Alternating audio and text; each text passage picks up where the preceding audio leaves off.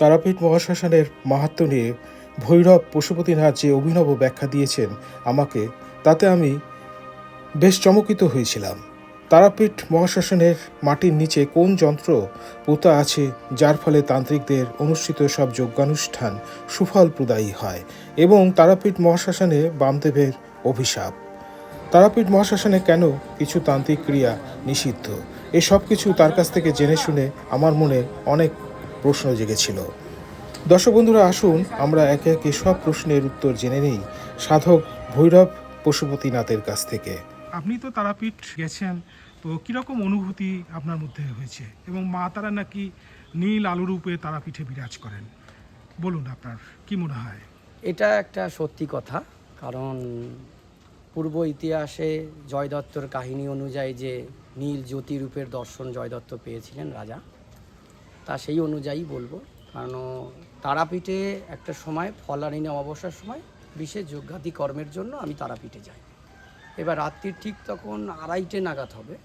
2:30 নাগাদের সময় মায়ের যখন যজ্ঞানুষ্ঠান চলছে, যজ্ঞানুষ্ঠান চলার পরে ছেলেপেলেরা অনেকেই নিস্তেজ হয়ে গেছে, আর দুটো সাইড থেকে মানে যে পার্শ্ব লোকেরা হেঁটে যায় না, তারা কি করেছে আমাকে দেখে পাশে এসে বসছে।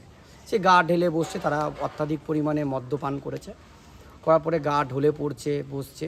আমি না পেরে বললাম যে মা, এভাবে কি করে পুজো করব?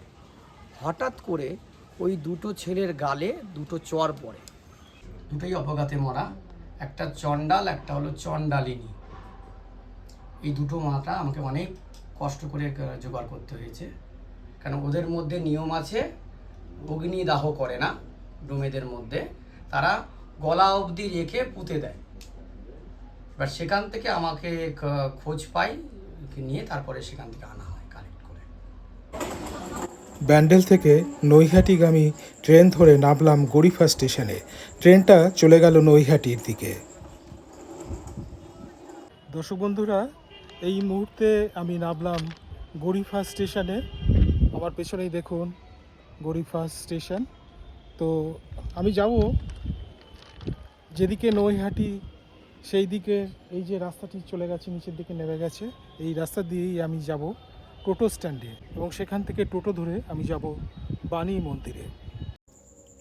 85 নম্বর সড়কে এসে আমি উঠে বসলাম একটা টোটোতে।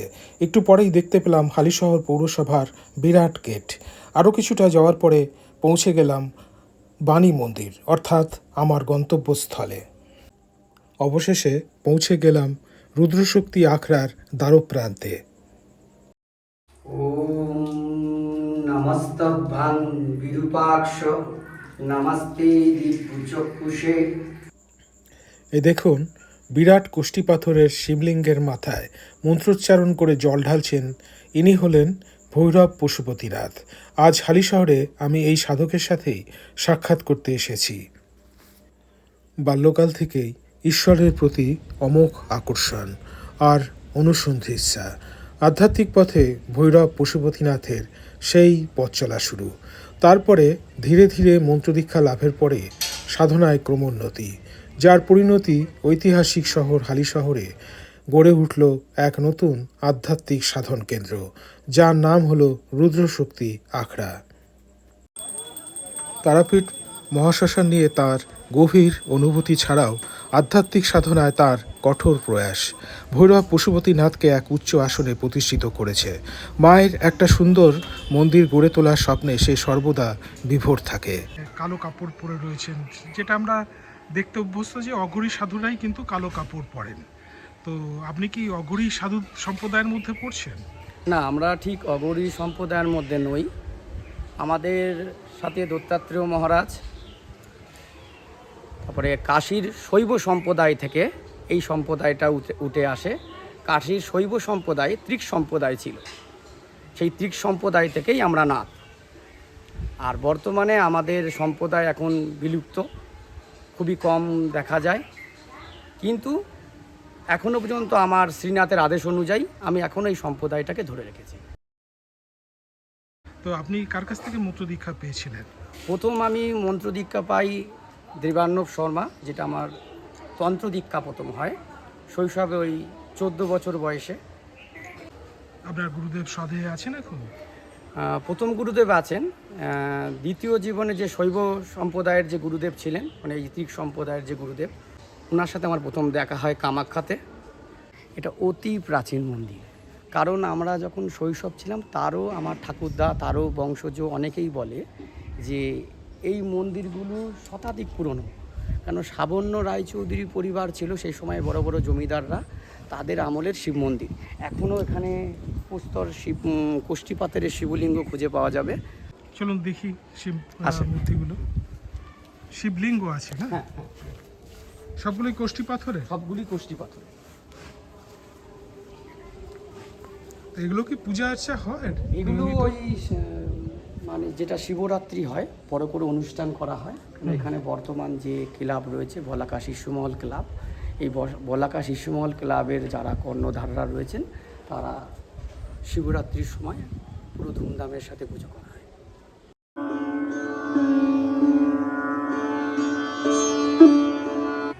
তো এই মন্দির তো মনে হচ্ছে কয়েকশো বছরের প্রাচীন এবং সরু পাতলা ইট দিয়ে গাঁথনি, যেরকমটা দেখতে হ্যাঁ, পাচ্ছি।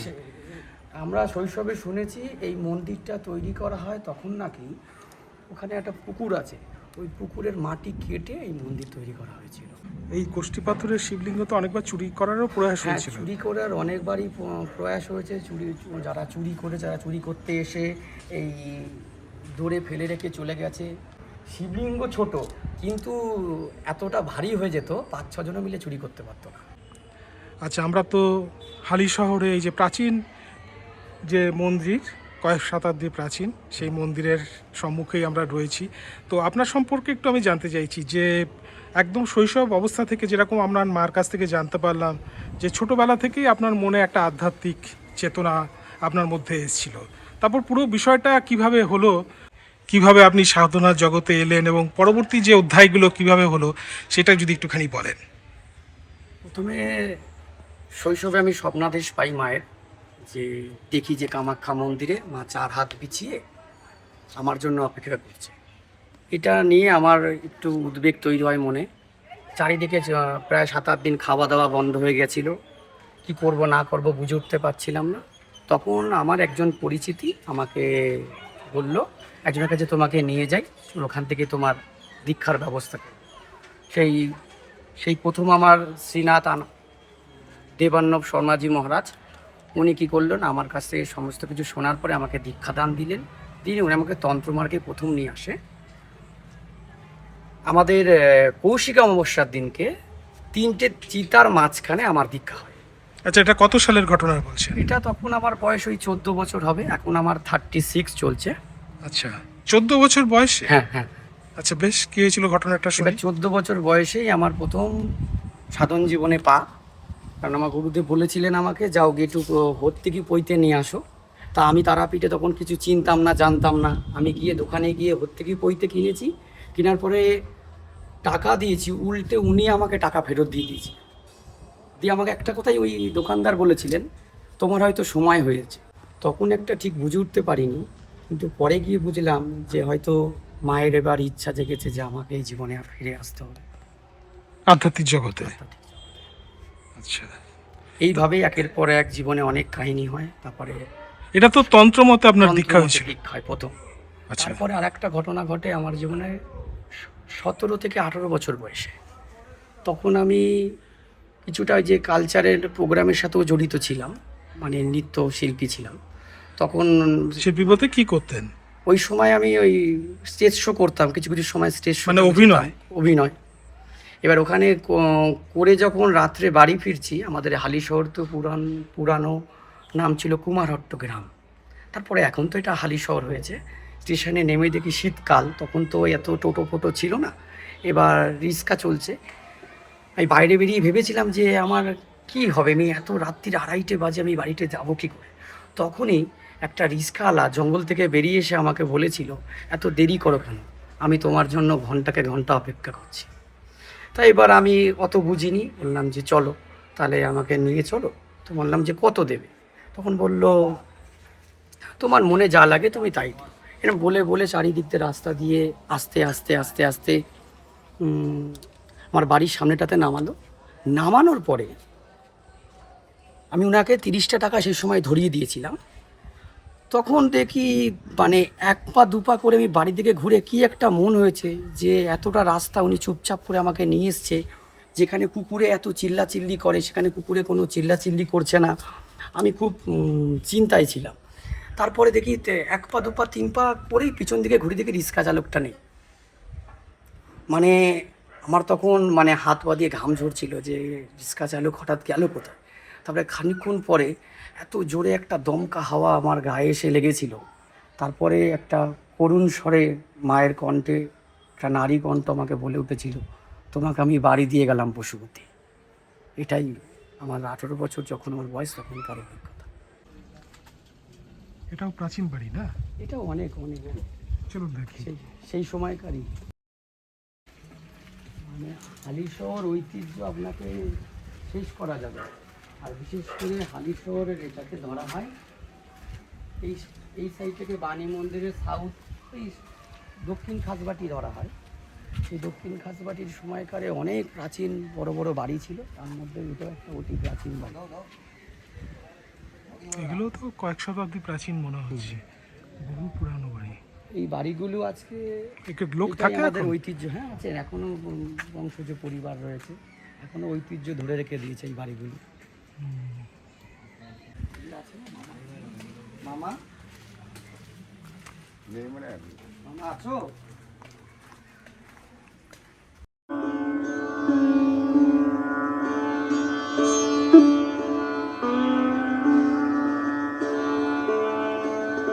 কত সুন্দর কাজ, এখনো পর্যন্ত উকি মারছে ওই ইটের ফাঁক দিয়ে।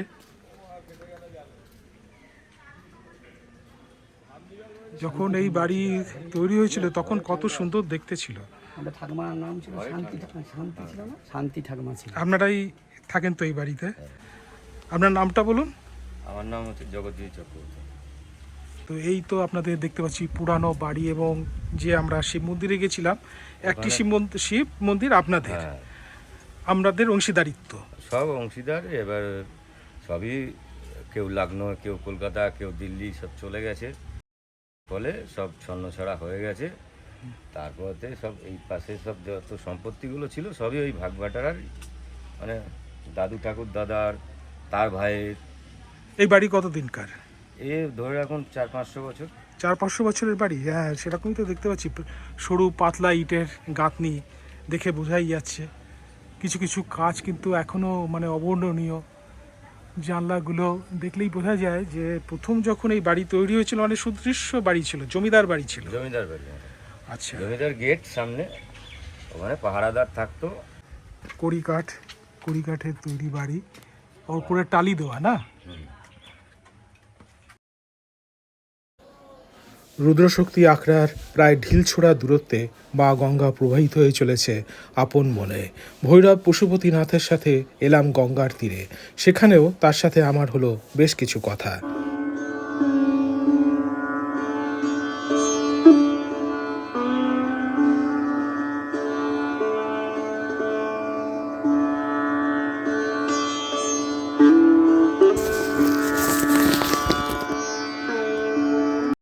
গঙ্গার পাড়ে একটা সুন্দর প্রাকৃতিক পরিবেশে আমরা বসে আছি এবং গঙ্গার জল প্রবাহিত হচ্ছে, সামনেই দেখতে পাচ্ছি। তো একটুখানি বলুন যে আপনার এই যে সাধন জীবন, এখন আপনার বয়স প্রায় 35 বছর। 36। তো আপনার সেই কামাখ্যাতে দীক্ষা হলো, তারপরে পরবর্তীকালে আবার আপনি সাধন গুরু পেলেন। তো এখন আপনি আপনার ইষ্টকে এবং আপনি কিভাবে সাধনটা করছেন? এখন বলতে গেলে তার পরবর্তীকালে গুরুকুল ছেড়ে দেওয়া হয় বিশেষ কারণবশত। কারণ কি, যখন বলে না অধিক সন্ন্যাসীতে গাজন নষ্ট, যেমন তখন অধিকাংশ শিষ্য হয়ে গেলে কি হয়, একটা ইগো তৈরি হয়েছিল আমাকে নিয়ে। মানে আমি সব হয়তো গুরু বাবার কাছ থেকে নিয়ে নিচ্ছি, সেটাকে নেওয়ার পরে আমি ওখান থেকে আস্তে পর চলে আসি। চলে আসার পরে হঠাৎ করে আমার সিদ্ধান্ত হয় যে আমি কামাখ্যা যাব। এবার কামাখ্যা গিয়ে যাওয়ার পথেই যে একদম কামাখ্যা টপে যে ভুবনেশ্বরী মন্দির আছে, সেই ভুবনেশ্বরী মন্দিরের চাতালে দেখি, এখন তো অনেক উন্নতি হয়ে গেছে ভুবনেশ্বর মন্দির, তখন জঙ্গল ছিল, দেখি একজন একটা সাধু বসেছিল। তিনি আমাকে নাম ধরেই ডেকেছিল। তো ডাকাতে আমাকে বলল, তোমার জন্যই আমি এখানে আছি, আমার কাছে এসে বসো। তখন আমি বললাম যে আপনি আমাকে চেনেন? বলছে অবশ্যই, তোমাকে অনেক বছর ধরে আমি তোমাকে চিনি, তুমি তুমি গুরু খুঁজছো, আমি তোমার গুরুদেব বলে ওই প্রথম আমার কাছ থেকেই দীক্ষা নেওয়া। কি দ্বিতীয় নাম ছিল গুরুদেবের? ওনার নাম ছিল আনন্দ ভৈরব নাথজি। তারপর থেকে এই জীবন আমার আলাদাভাবে আধ্যাত্মিক চেতনা, নিজের থেকে অনেক রকমের পুঁথি পুস্তক পড়া, বিভিন্ন তীর্থস্থান ভ্রমণ করা, বিভিন্ন জায়গাতে গিয়ে সব কিছু জানা বোঝা নিজের উপর হয়ে গেছে। আর এখন রুদ্রশক্তি আখড়াতে বর্তমানে আমি গুরুকুলকে সামলাচ্ছি। নিম্নতম হলেও এখনও প্রায় 300-400 উপরে শিষ্য হয়ে গেছে। যেমন হালি শহরে একটা আমার মূল আশ্রম, আর একটা হচ্ছে ত্রিপুরাতে। আচ্ছা, ত্রিপুরাতে যে আশ্রমটা সেটাও আপনার প্রতিষ্ঠিত? হ্যাঁ, আমারই প্রতিষ্ঠিত। ওখানে দেবী রতারুত অবস্থায় বসে আছেন কালী, আর আমার এখানে দেবী নিচে মহাকাল শুয়ে আছে, আর ওপরে কালী দাঁড়িয়ে রয়েছে মায়ের আদেশ অনুযায়ী। এই মুহূর্তে আমরা রয়েছি আপনার গৃহ মন্দিরে। তো এখানে দেখতে পাচ্ছি অনেক দেবদেবী তারা রয়েছেন। তো একটুখানি ব্যাখ্যা করে দিন যে আপনার গৃহ মন্দিরে যে দেবীদের দেখতে পাচ্ছি, একটুখানি ব্যাখ্যা করে দিন। প্রথমত ইনি হলেন কালেশ্বরী। ইনার নিচে সব জায়গাতে কালীর পদতলে সদাশিব থাকে, সবরূপী শিব, কিন্তু এখানে তা নয়, কারণ এখানে রয়েছে মহাকাল।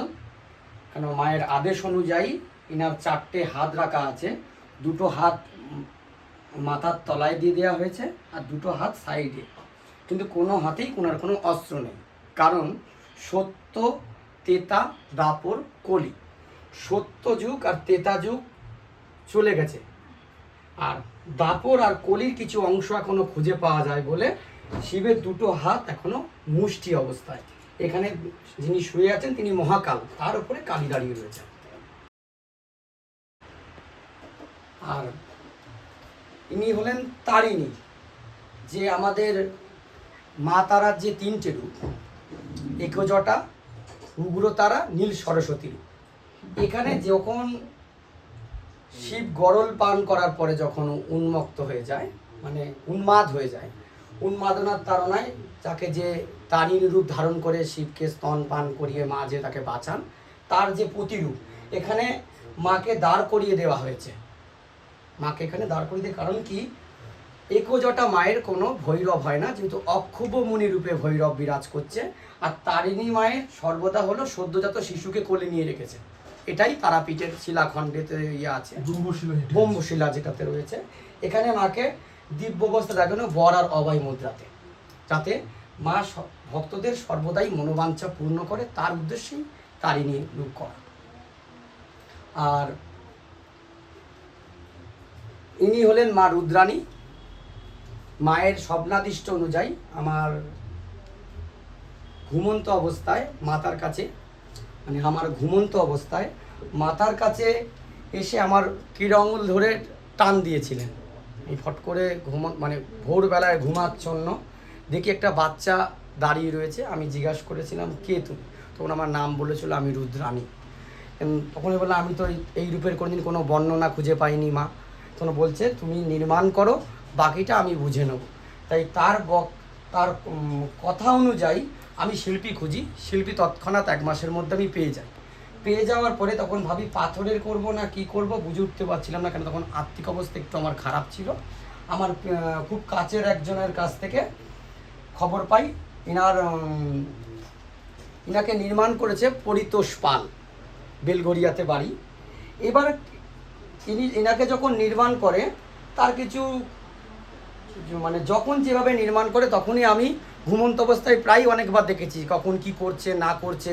এবার তখন যখন পূর্ণাঙ্গ হয়ে যায় আমাকে বলেছিল যে এই বিগ্রহটাকে সম্পূর্ণভাবে আমি বানিয়ে দেবো।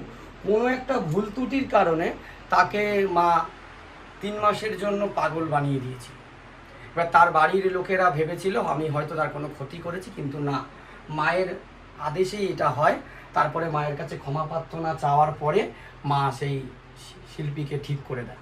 এখন সে কাজকর্ম করছে, দৈনন্দিন জীবনে রয়েছে, কিন্তু বর্তমানে পশ্চিমবঙ্গতেই মা রুদ্রাণী বিরাজ করছেন, আর কোথাও নেই।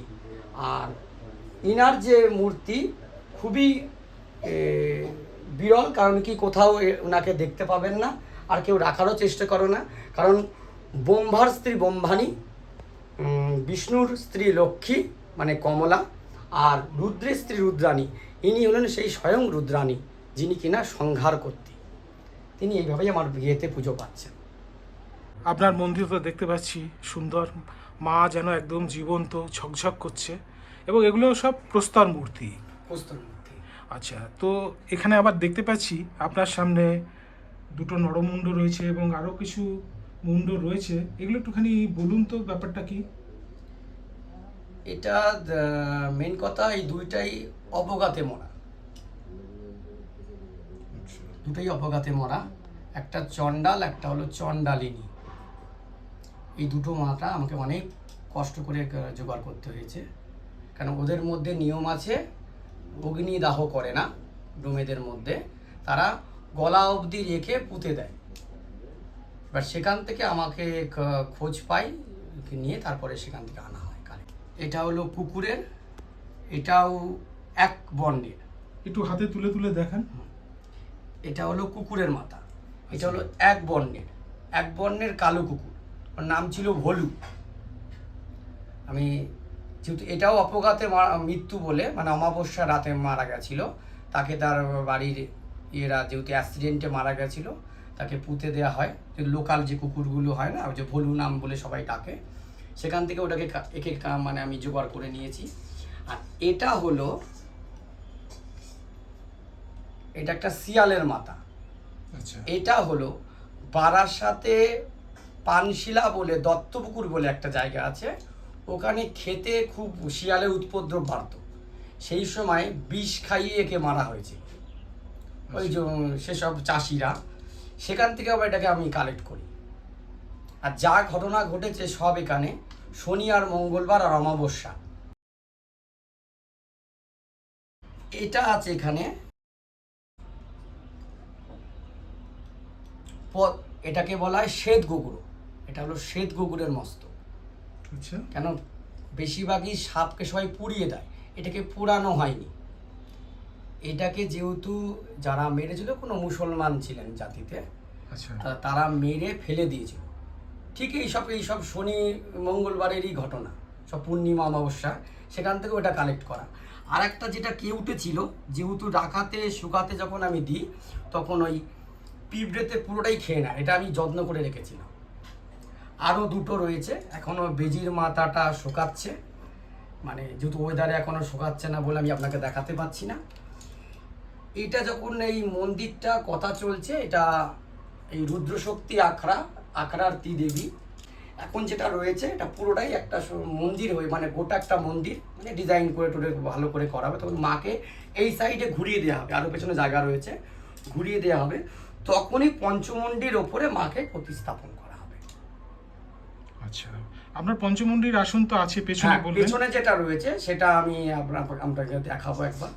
ওইখানে পুরো যজ্ঞবেদীর তলাতেই পঞ্চমুণ্ডির আসন করা, যেখানে পুরো যা যজ্ঞ করা হবে সেটাতেই পূর্ণ লাভ হয়, মানে কেউ কখনো যে কোনো কাজ করলে সেটা বিফলে যায় না।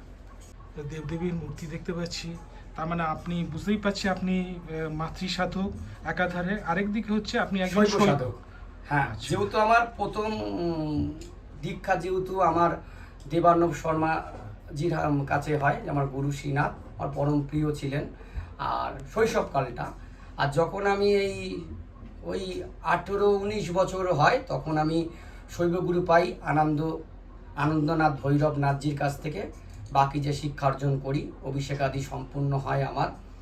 আর যেহেতু কলিতে সন্ন্যাস নেই বলে আমি সন্ন্যাসটা নিয়ে নিই, কেন এখনকার সন্ন্যাস হলো দেখাবা, কারণ গৃহেতে থেকে কোনোদিন সন্ন্যাসী হয় না, সন্ন্যাসী সর্বদা গৃহত্যাগী হবে।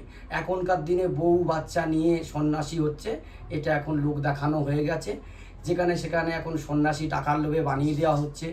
এই জন্য আমি এটার মানে বিরুদ্ধে, যেহেতু গৌরাঙ্গ মহাপ্রভুও বলে গেছিলেন যে আমি পূর্ণ সন্ন্যাসী হয়ে উঠতে পারি।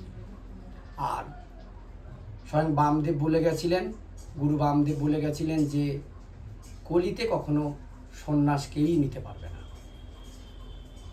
তার অনুযায়ী চলছে। তারাপীঠের কিছু জিনিস আছে যেটা এখনো অনেকে জানে না। তারাপীঠে কোনো দিনের জন্য মারণ ক্রিয়া হবে না। মারণ ক্রিয়া উচ্চাটন ক্রিয়া আর বিদ্বেষণ ক্রিয়া, এই তিনটে ক্রিয়া তারাপীঠে নিষিদ্ধ আছে। এটা বামদেব অভিশাপ দিয়ে গেছে। কারণ নাটোরের যে নায়েব ছিল, নায়েব কি করেছিল, সেই সময়কারে আরও অনেক সাধকরা আছে, বড় বড় কাপালিকরা থাকতেন, তাদেরকে দিয়ে একজনের মরণ কামনার জন্য যজ্ঞ করা হয়েছিল। আর সেটা বামদেবকে না জানিয়ে যখন তার কানে গিয়ে পৌঁছায়, মানে তখন তারা বুদ্ধি করে যে যদি পূর্ণাহুতিটা যদি বামদেব দেন তাহলে তিনি মারা যাবেন, তাকে নিরালায় রেখে হঠাৎ করে বলেছিল একজনের শান্তি কামনার্থে দেওয়া হবে। তা বামদেব না বুঝে ওটা দিয়ে যজ্ঞেতে দিয়ে দিয়েছিলেন। দেওয়াতে তাকে জম নিতে আসে। জম নিয়ে যখন নিতে আসে তখন বলে আমি এটা ক্রিয়া করলাম, তখন বলছে ওনার মৃত্যু কামনা। তখন বামদেব ওখানে রেগে গিয়ে অভিশাপ দিয়েছিলেন যে আজ থেকে আমি শ্মশান এই তারাপীঠ ভৈরব অভিশাপ দিলাম, কোনো দিন কেউ এখানে মারণ ক্রিয়া, উচ্চাটন ক্রিয়া আর বিদ্বেষণ ক্রিয়া কোনোদিন করতে পারবে না। আর একটা জিনিস লোকে এটাকে আড়ালে করে রেখে দিয়েছে, তারাপীঠ মন্দিরের পিছনে একটা রূপোর ওপর সোনার কাজের শ্রীযন্ত্র ছিল, সেটা কিন্তু এখন নেই, গেলে দেখবেন। আছে কি, দেখেছেন কি তারাপীঠে গিয়ে? নেই। এই শ্রীযন্ত্রটা নায়েব কি করেছিল, ব্রিটিশদের সাথে চুক্তি করে সেটা তারাপীঠে লুকিয়ে রেখেছিল শ্মশান ভূমিতে। তা সেটা কালক্রমে নগেন পান্ডার কথা জানতে পেরে বামদেবের কানে যায়। তখন বামদেব মন্দিরে গিয়ে দেখে শ্রীযন্ত্রটা নেই। তখন বামদেব পাগলের মতো উন্মাদ হয়ে, মানে পাগলের মতো করছিলেন যে শ্রীযন্ত্রটা গেল কোথায়। তা সারা তারাপীঠ তিনি মানে তন্ন তন্ন করে খুঁজেছেন, পাননি। তখন যেখানে ওই নায়েব লুকিয়ে রেখেছিল সেই কানটা দিয়ে যখন তিনি খোঁজ লাগান, যেখানেই আছে, কিন্তু গিয়ে তুলতে গিয়ে আর তুলতে পারেননি। তখন মা আকাশবাণী করেছিলেন যে আমার শ্রীযন্ত্র যখন বর্তমানে শ্মশান ভূমিতে পুঁতে দেওয়া হয়েছে, এখান থেকে আর কোনোদিন উঠবে না। তাই মায়ের আদেশ অনুযায়ী এখনো পর্যন্ত যারা তারা নাম জপ করে আর যারা তারাপীঠেতে নিজের শান্তি মঙ্গল কামনার্থে যে শ্রী পুজো করে, মানে শ্রীযজ্ঞ করে, তাদের পুণ্য অবশ্যই হবে। কারণ যেহেতু মায়ের ওই শ্রীযন্ত্রটা তারাপীঠের শ্মশানেতেই পোতা আছে, এই জন্য ওখানে যে নিজের পরিবারের শ্রীক্রিয়া করাবে তারই উন্নতি হবে। আচ্ছা, আপনার এই যে এত নরমুণ্ড, তারপরে শৃগাল এবং অন্যান্য যে সাপের যে মুন্ড দেখতে পাচ্ছি, তো এইগুলো আপনার কি কাজে লাগে? এগুলো দিয়ে কি কিছু কাজ না, করেন আপনি? আমি একটা কথা বলি, এগুলো যে এখনকার দিনে যারা বলছে যে মুন্ডু চলে যাবে, এই করবে, যে বশীকরণ, তারপরে উচ্চাটন মারণ, এগুলো জিনে করবে, ভূতে করবে, এগুলো মিথ্যে কথা। কারণ কোনোদিন কেউ কারো দাস হয় না, সেই সময়কার সাধকরা এখন নেই। আর এখন তো কলি, যেহেতু এখন সায়েন্স অত্যাধিক পরিমাণে এগিয়ে গেছে, এগুলো যেহেতু বিধিপূর্বক যে গ্রন্থে, তন্ত্রগ্রন্থে উল্লেখ থাকে যে এগুলো জোগাড় করে মায়ের পঞ্চমণ্ডি তৈরি করার যে বিধি, সেই পঞ্চমণ্ডি তৈরি করবার বিধির জন্য এগুলো ব্যবহার করা হয়। তাছাড়া কোনো মানুষের কোনো ক্রিয়া কোনো কারণেই ব্যবহার করা যায় না, আর কেউ কোনোদিনই করতে পারবে না। আচ্ছা, এই যে বলে নরমুণ্ডের ভেতরে নাকি শক্তি থাকে, এটা সত্যি থাকে? এটা শক্তি থাকে শুধু সাধন ক্ষেত্রে, অপব্যবহার ক্ষেত্রে না। একটা অপঘাতে চণ্ডালের মাথাকে দিয়ে কোনোদিন কাউকে যদি মারণ ক্রিয়া করা হয়, কোনোদিন হবে না। এগুলো মিথ্যে প্রলোভন দেখানো হচ্ছে মানুষকে, দিয়ে গাদা গাদা টাকা লোকের কাছ থেকে নেওয়া হচ্ছে। যাকে আমি জন্ম দিতে পারি তাকে মারবো কি করে আমি? আচ্ছা, তো তাহলে আপনি যে কাজটা করেন সেটা নিজস্ব সাধনের জন্য? নিজস্ব সাধন বলে। আমি এখনো কোনো কবচ, কোনো তাবিজ, কোনো কিছু পড়ি না। আমার কোমরে কোনো নেই, কারণ যেহেতু আমার শ্রীনাথ আনন্দ ভৈরব নাথজি মহারাজ বলেছিলেন জীবনে কিছু রাখবে না, কারণ বীজ মন্ত্রের শক্তি এত পরিমাণে, সেই তোমাকে উদ্ধার করবে। তাই যা পর্যন্ত আজ পর্যন্ত যে কাজকর্ম করা হয় কোনোটাই বিফলে যায় না। কিন্তু এখনকার দিনে তান্ত্রিক মানেই অসংখ্য কবচ, তাবিজ, মালা, হ্যানা, সে নিজের সেফটি নিজে করতে পারছে না, সে জনগণের সেফটি কি করে করবে? আচ্ছা, তো এই নরমুণ্ডগুলো তাহলে আপনার নিজস্ব সাধনের জন্যই আপনি সংগ্রহ করেছেন। এটা হচ্ছে কথা। যজ্ঞকুণ্ড, সেই যজ্ঞকুণ্ডের নিচে নাকি পঞ্চমুণ্ডীর আসন পঞ্চমুণ্ডী আছে। আসন। এইরকম কেন? পঞ্চমুণ্ডী আসনের উপরে তো বসে সবাই ধ্যান করে, হ্যাঁ, সাধনা করে। হ্যাঁ। তো আপনি যে যজ্ঞস্থলের নিচে আপনি পঞ্চমুণ্ডীটা কেন রেখেছেন? এইবার এর একটা গল্প বলি। চলুন কারণ- আমরা বরং ওইখানে গিয়ে হ্যাঁ, শুনি। আপনি আখড়াতে গিয়ে আপনাকে আমি শুনি। ওখানে গিয়ে বাকিটা বলি। চলুন, ঠিক আছে। আচ্ছা, তাহলে অনেক ভক্ত তারা আসেন আপনার গৃহ মন্দিরে, তাদের বিভিন্ন সমস্যা নিয়ে তারা আসেন এবং সেই সমস্যাগুলো আপনি সমাধান করেন। হুম।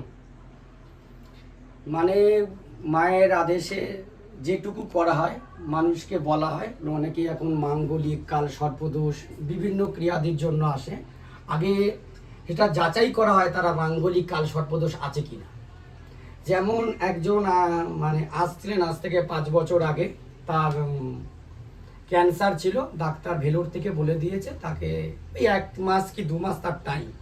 তিনি আজকে 5টা বছর কেটে গেছে, এখনো তিনি সুস্থ আছেন, মায়ের আশীর্বাদে তিনি ভালো আছেন।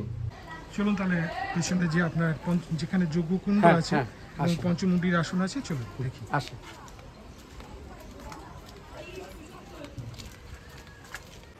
তো আমরা চলে এসেছি রুদ্রশক্তি আখড়ার যে যজ্ঞকুণ্ড সেই স্থানে।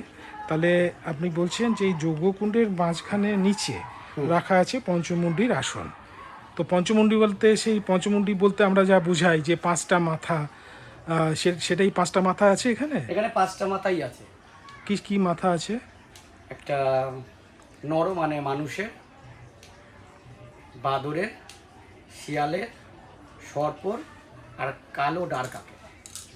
আচ্ছা, তো আপনি এই যে ব্যবস্থাটা করেছেন যজ্ঞকুণ্ডের নিচে হচ্ছে পঞ্চমুণ্ডীর আসন, এইরকম তো আমি কোথাও দেখিনি। এইটা কেন করা হয়েছে, কারণ এটাও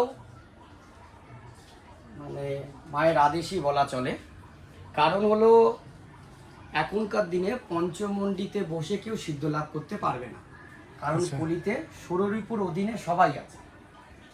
এবার কেউ তো এই ষড়রিপু ছেড়ে তো যেতে পারবে না, কারণ ষড়রিপু মানুষকে কারো না কারো একটা না একটা অধ্যায় থেকে যাবে। যেহেতু আমি পরিবার মায়ায় আটকে আছি, পরিবার মায়া তো ছেড়ে যেতে পারছি না, কারণ বাবা মা রয়েছে। যতই আমি মানে গৃহত্যাগী হই, আমার পিণ্ডদান আদি শ্রাদ্ধাদি সমস্ত ক্রিয়াদি সম্পন্ন করা হয়েছে। এবার যেহেতু এখনকার দিনে পঞ্চমুণ্ডির ওপরে কেউই বুঝতে পারবে না, কারণ সেই সাদর জায়গা আর কারোর মধ্যে নেই। কিন্তু যা এখন কোথাও দেখালে সেটা ফেক। আর এটার তলায় কেন পঞ্চমুণ্ডি দিয়ে দিয়েছি, কারণ আমি পঞ্চমুণ্ডিটা দেওয়ার কারণ, আমি এখানে ব্রহ্মত্ব যে যজ্ঞই করব না কেন, সে যজ্ঞটার জন্য যেন প্রতিটা মানুষের সুফল হয়, তার জন্য। সাধক বামদেবী পঞ্চমুণ্ডিতে প্রথম আসনে বসার পরই তিনি পড়ে গেছিলেন। তারপরে কৈলাসপতি বাবা, শ্রীগুরু বাবা, তারপরে মোক্ষদানন্দগিরি মহারাজজি, তিনি তার পূর্ব সাধন ক্ষমতা ফিরিয়ে দিয়েছিলেন বলেই তিনি পঞ্চমুণ্ডিতে বসতে পেরেছিলেন। বামদেব তো কৈলাসপতি এবং মুখদানন্দের কাছ থেকেই তার তন্ত্রবিদ্যা শিখেছে। হ্যাঁ, হ্যাঁ, হ্যাঁ। আর ওখানে শ্রীগুরু বাবাও ছিলেন। টোটাল 3 জন মিলে তার পুরনো সাধন পদ ফিরিয়ে এনে দেয়। আর এখন যেহেতু পঞ্চমুণ্ডির ওপরে কেউই বসে সাধনা করতে পারবে না, কারণ যেহেতু বললাম স্বরূপ কারো বসে নেই। আর এই জন্য এমনভাবেই করা হয়েছে যাতে এই যোগ্যতাকে আমি মানে ব্রহ্মকুণ্ড ধরি, কারণ কি এখানে যা কোনো মানুষের জন্য পুজো পাঠ করা হয় সেটাই যাতে সাকসেস হয়, মানুষের উপকৃত হয়, তার জন্য। এই যে তারাপীঠকে সিদ্ধপীঠ বলা হয়, বশিষ্ঠ মুনি এবং স্বয়ং বামদেব সিদ্ধিলাভ করেছিলেন এবং আরও সাধক তারা সিদ্ধিলাভ করেছিলেন শোনা যায়। তো আপনি তো তারাপীঠ আপনি গেছেন, তো কীরকম অনুভূতি আপনার মধ্যে হয়েছে? এবং মা তারা নাকি নীল আলোরূপে তারাপীঠে বিরাজ করেন, বলুন আপনার কি মনে হয়? এটা একটা সত্যি কথা, কারণ পূর্ব ইতিহাসে জয়দত্তর কাহিনী অনুযায়ী যে নীল জ্যোতি রূপের দর্শন জয়দত্ত পেয়েছিলেন রাজা, তা সেই অনুযায়ী বলবো। কারণ তারাপীঠে একটা সময় ফলারিনী অমাবস্যার সময় বিশেষ যজ্ঞাদি কর্মের জন্য আমি তারাপীঠে যাই। এবার রাত্রির ঠিক তখন 2:30 নাগাদ হবে। 2:30 নাগাদের সময় মায়ের যখন যজ্ঞানুষ্ঠান চলছে, যজ্ঞানুষ্ঠান চলার পরে ছেলেপেলেরা অনেকেই নিস্তেজ হয়ে গেছে। আর দুটো সাইড থেকে মানে যে পার্শ্ব লোকেরা হেঁটে যায় না, তারা কি করেছে, আমাকে দেখে পাশে এসে বসছে। সে গা ঢেলে বসছে, তারা অত্যাধিক পরিমাণে মদ্যপান করেছে। করার পরে গা ঢলে পড়ছে, বসছে। তো আমি না পেরে বললাম যে মা এভাবে কী করে পুজো করব। হঠাৎ করে ওই দুটো ছেলের গালে দুটো চর পড়ে, মানে গালের 5টা আঙুলের দাগ দুটো ছেলের গলা মানে গালেতেই ছিল। তারা ভয়তে উঠে আমাকে কে মারলো বলে বলতে বলতেই দেখি কি লাল গাল দুটো লাল হয়ে গেছে, উঠে দৌড় দিয়েছে। তা তখনই এটুকু অন্তত বুঝলাম যে পরমেশ্বরী সর্বদাই ওখানে যারাই পুজো করবে না কেন তাদেরকে আগলে আষ্টে পিষ্টে রাখে। আর আরেকবার হয়েছিল তারাপীঠে যজ্ঞ করা চলাকালীন, মানে সেই সময় শনিবার ছিল, মানে আমার যে জায়গাটা যজ্ঞস্থল আছে ওখানে কেবল সমাধি দিয়ে গেছে। যাকে দিয়েছে তিনি অপঘাতে মরা ছিল, তাকে সমাধি দিয়ে গেছে। তার উপরেই সমাধির ওপরে বসেই আমাকে যজ্ঞ করতে হবে, এরকম রীতিমতো প্রস্তুতি হয়েছে। যজ্ঞ করতে করতে ঠিক যখন রাত্রি ওই আড়াইটে হবে না ডট, ওই 2:45 নাগাদ হঠাৎ করে দেখি, মানে অনুভব করছি যে নিচে শুয়ে রয়েছে সে উপরে উঠে যাচ্ছে, মানে আমাকে ঠেলে ওপর দিকে তুলে দিচ্ছে, মানে যেখানে মাটি দিয়ে বসা তারপর বসা ওকে ঠেলে ওপর দিকে তুলছে। আর চারিদিকটা তখন সেকেন্ডের মধ্যে চারিদিকে অন্ধকারপন্ন আচ্ছন্ন মতো, যে মানে কি যে একটা ভৌতিক পরিবেশ তৈরি হয়েছিল। তখন এটুকু অন্তত বুঝেছি যে পরমেশ্বরীর কাছে কি না সম্ভব, জগৎজননী ওখানে সাক্ষাৎ বিরাজ করছেন। এখনও পর্যন্ত কোনো যারা মদ্যপান করে পথভ্রষ্ট হয়ে যায় তাদেরকে নিয়ে মা কী করে তারাপীঠের মূল দ্বারে নিয়ে গিয়ে দাঁড় করিয়ে দেয়। তারা পরে গিয়ে স্বীকার করে যে আমাকে কেউ একজন দিয়ে গেছে হাত ধরে। আপনার নাম মাতাজি একটুখানি বলুন। শেফালি শর্মা। তো আপনার ছেলে তো পাশে বসেই আছে, ভৈরব পশুপতিনাথ তার সাধন জীবনের নাম। তো এই যে ছেলে মায়ের আরাধনা করছে, তো আপনার কেমন লাগে? ছোটবেলা থেকেই তো আপনি বলছিলেন, প্রথম সাক্ষাতে আমাকে বলেছিলেন যে ছোটবেলা থেকেই ওর মধ্যে একটা আধ্যাত্মিক চেতনা বরাবর ছিল। আপনার কেমন লাগে? আমার কাছে খুব ভালো লাগে আমার ছেলে এসব করে, এর জন্যে আমি ওকে অনুমতি দিয়েছি। আমার খুব ভালো লাগে 5 জন আসুক, আনন্দ করুক, সবার কাজ হোক মায়ের মন্দিরে।